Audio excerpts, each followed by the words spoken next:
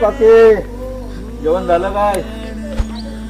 Retirement नंतर तरी कोकणी माणसाने आपल्या गावी परत यावं.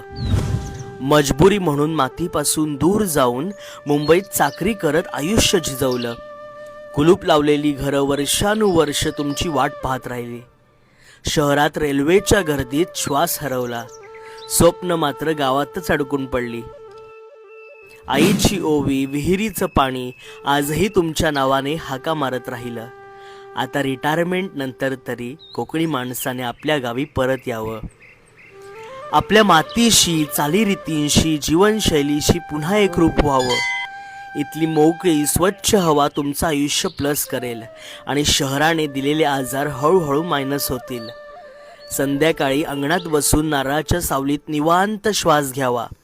शेजारी पाजारी समाज बांधवांशी मन मोकळ्या गप्पा माराव्या.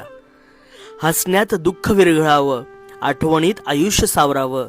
आता रिटायरमेंट नंतर तरी कोकणी माणसाने आपल्या गावी परत यावं. संध्याकाळी गोठ्यातली गाई गुरं परतताना घुंगरांची हलकीशी साद यावी. शेणामातीतला वास, ओल्या मातीतला गंध मनाला आपलासा वाटावा.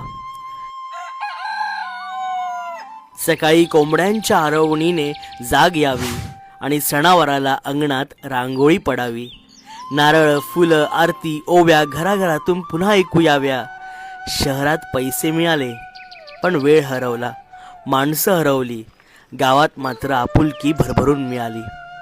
आता रिटायरमेंट नंतर तरी कोकणी माणसाने आपल्या गावी परत यावं. गाई गुरं, माती, माणसं, सण यांच्यात उरलेलं आयुष्य मनासारखं जगावं आणि आयुष्याच्या उरलेल्या पानांवरती गावाचंच नाव सुंदरपणे